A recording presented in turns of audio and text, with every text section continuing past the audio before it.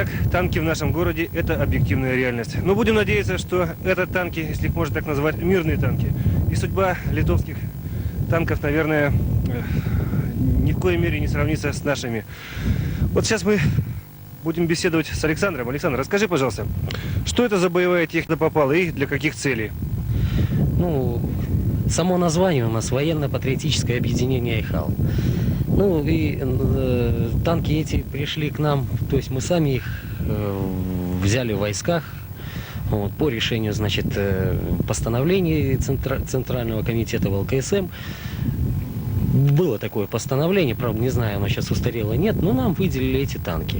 Они все на ходу, все, вот, то есть можешь завести или надо ремонтировать еще?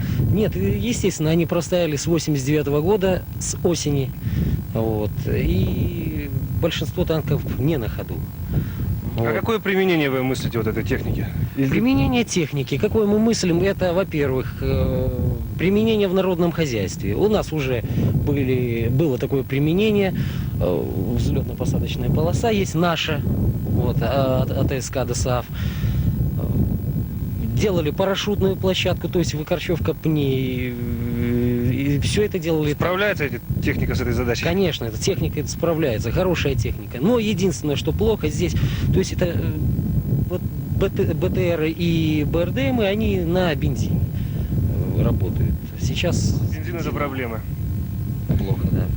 А танки, они дизельные двигатели, танки работают хорошо. Сейчас мы что делаем?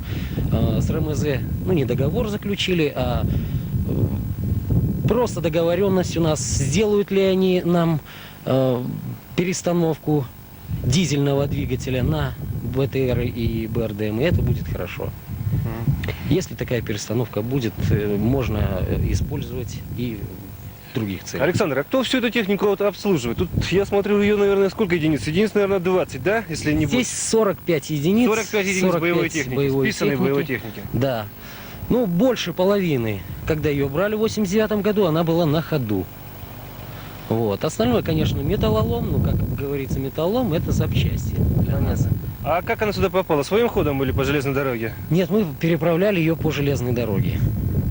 Вот. А остальная, которая на ходу была, мы и в показательных выступлениях ее, значит, применяли. И на 9 мая в прошлом году была она у нас, и в городе показывали, и на день вывода войск из Афганистана тоже показывали, и другие показательные выступления. На 7 ноября также эта техника участвует. То есть пока вот только такое чисто парадное применение? Чисто пока только парадное применение. Ну, сейчас вот начальник клуба у нас боевой техники есть такой товарищ Николай Менюк. Он пытается сейчас сделать что-то не из танков, а именно из БТРов для применения его в народном хозяйстве. То есть для охотников облегчить броню, поставить новый двигатель.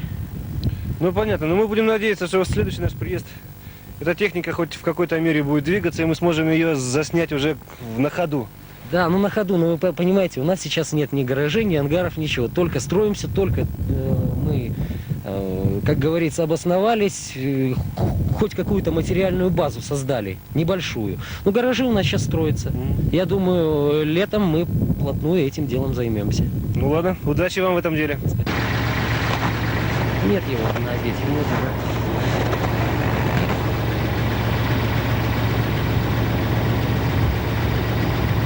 Ну ты же сам сможешь эту информацию, да? Ну смогу. Ну сейчас мы на телефон отойдем.